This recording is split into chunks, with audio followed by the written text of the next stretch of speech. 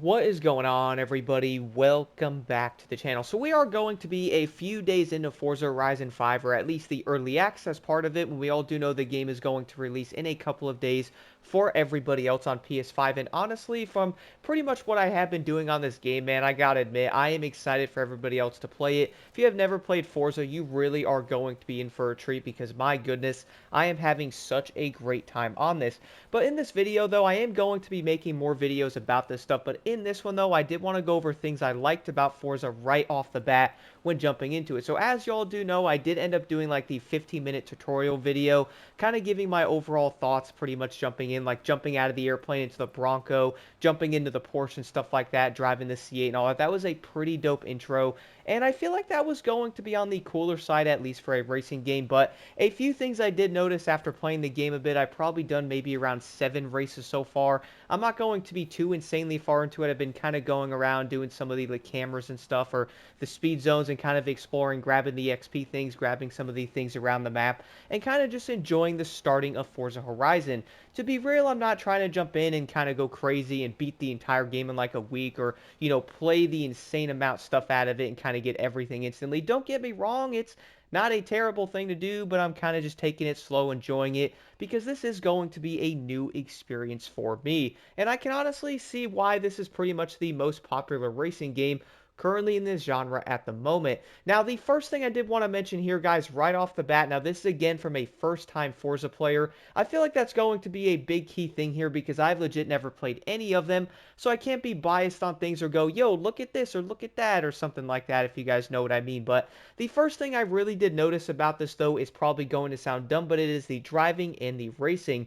Whether it's going to be on the dirt, whether it's going to be on the pavement, I love the way the cars feel in this game. They almost feel like they have a weight to them when you're going around a corner, or you pretty much have to brake a bit. Now, I'm not going to lie, guys, I've been trying to get used to the handling model in this game a bit, and I am improving and kind of getting a tad better because, when I first started, I was kind of struggling a bit. This is coming from someone who's always played arcade games, something like Need for Speed, The Crew, and stuff like that. So playing something on the Simcade, or at least the side of that on this game, is definitely going to be a new experience, but I really am liking it. In some ways, I do know that Gran Turismo is going to be a bit more, I guess, fully sim for that matter. I feel like this game is closer to that, or Simcade. It's not going to be on the full arcade side. I can definitely say that with the way the cars feel.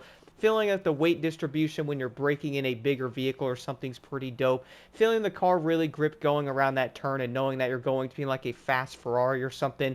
I was driving the Ferrari FXXK for a little bit and stuff like that on the way to the new house, and then I jumped in trying to do some of these speed cameras. That was pretty awesome. When I first did end up starting the game, though, one of the first races I did end up doing after getting everything situated after the introduction was going to be with a Subaru. Man, I did see that I unlocked that thing, and I was so happy to see a Subaru WRX STI in a game again. We all do know they're not going to be in a ton of racing games, and luckily Forza has a lot of them.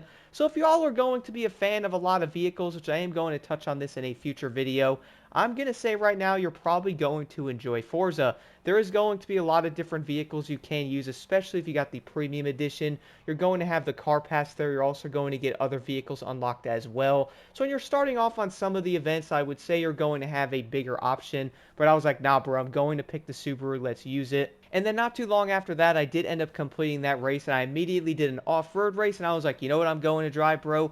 Just because of Gran Turismo 7, I legitimately jumped into the lovely Toyota Tundra. Really did like driving that thing on that game, and I knew it was going to be great on here with the physics and the way the cars feel.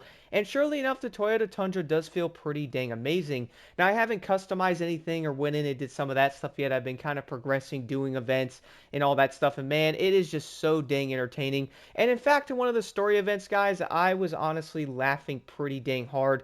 You legit get to drive a tow truck, bro. I kind of felt like I was playing a sim version of SnowRunner, man.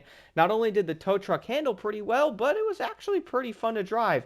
In ways I'm wondering if I can unlock one of those. I do know there's going to be like the semi-truck looking thing, but I'm not even far enough into the game quite yet to get the Forzathon thing unlocked or anything like that. So, yeah, I kind of have to keep playing the game, obviously. I'm going to be fairly new, but it really has been kind of fun taking things slow. And one thing, guys, this is probably going to sound a bit dumb, but I was really glad that you can use your own vehicles in the race and progress in them and actually go through all the events using your own vehicles. The reason why I say that is in Motorfest, when you are progressing through the game, going through the playlist, guess what? you gotta use the cars the game does end up giving you. Is that cool? Like, is that fun? I don't think it really is, because a lot of players probably want their own vehicles, but no, you have to use a loan car, then you can use your own vehicles in the event afterwards. In this game, luckily though, when you do end up jumping in, you could pretty much use any of the vehicles you want, or at least some of them. It is going to say recommended the vehicles you can use. One thing I would say, guys, if you are new to Forza, one thing I definitely notice is do be careful on the vehicles you guys are looking at, or like the leveling of them for that matter. One thing I was noticing off the bat when playing this game is, yeah, look at the class leveling of your vehicles and stuff, because that is going to reflect on the AI you verse and all that, like which vehicles they run. I was going to drive this really fast BMW in a race, and I joined it, and I saw like an Apollo, and I was like, yeah. No, I ended up backing out, picking a BMW, and the vehicles were different. That BMW basically was going to be like 10 points or something, or 8 points from the max of that said class that you're going to be able to use. So I feel like I was going to have more power in that aspect, and surely enough, it definitely did seem that way. With all of that being said, though, I did also end up putting the difficulty on highly skilled. My friend recommended me to do that to get used to it, because apparently the festival playlist has like the difficulty in there or something. So I'm like, all right, plus I did want a mild challenge or something like that to get used to the game. I didn't want to just completely walk the AI and stuff like that, and I can admit that the highly skilled is it might require some skill, man, to actually beat the AI. I was noticing that I did have to restart a bit. Now, again, some of this is probably going to come down to me getting used to the handling model, which, by the way, I would say right now, I think Forza Horizon is killing that. I love it. This is also coming from somebody who is finally able to play Forza Horizon here in 2025. Never played any of the other ones, but I love the handling model in this game. I love the way the cars feel going around corners, having to brake and stuff, feeling the weight of the vehicle. Really is going to be pretty dang amazing. But playing on highly skilled, though, I feel like it is a good thing. I'm not going to go on unbeatable yet, because I don't see a point of making the game insanely difficult, especially when I'm trying to use this stuff, man. I'm going to be a new time player here. I don't need to make the game like Dark Souls, am I right? Don't get me wrong, that's not a bad idea, but I'm trying to have some fun when I'm getting used to the game here. And doing that, I was also doing some off-road racing like the Ford Bronco, which is going to feel amazing. Funny part is I did actually have to restart that race a few times because I was failing a bit, trying to get used to the way the vehicles handle. But man, once I was getting the hang of it, bro, going around the turns, feeling the way these off-road trucks feel going, you know, literally off-road for that matter, really is going to be pretty dope. I also did end up driving another vehicle, which I found fun, which was going to be a Jeep. That thing was going to feel pretty nice on the road. It was also feeling pretty great on the off-roading stuff. So I would say they really did nail the overall asphalt to like off-roading, how they feel way different, but in good ways though. I feel like that's going to be something that a lot of games might fail on, or you can kind of tell they might have focused more on one thing and not the other. You guys know what I'm saying? Kind of was feeling that a little bit playing some other racing games, but I feel like Forza balances them very well, which is also going to make them pretty dang entertaining. Now, the other race I was doing here was going to be in a BMW. Now, for this one, I was also struggling a bit, at least in the beginning, trying to get used to this car. It does handle well, at least, you know, once you start getting used to driving it and all that. I was noticing being able to go around the corners and trying to brake and then slow down a bit and stuff like that. One thing I did also end up doing was putting my vehicle into manual, then binding the keys on my controller, having shifting up being X and then shifting down is square. And for me, guys, I'm going to admit, I really do think this is probably going to be the best way to have a manual transmission or shift with a controller.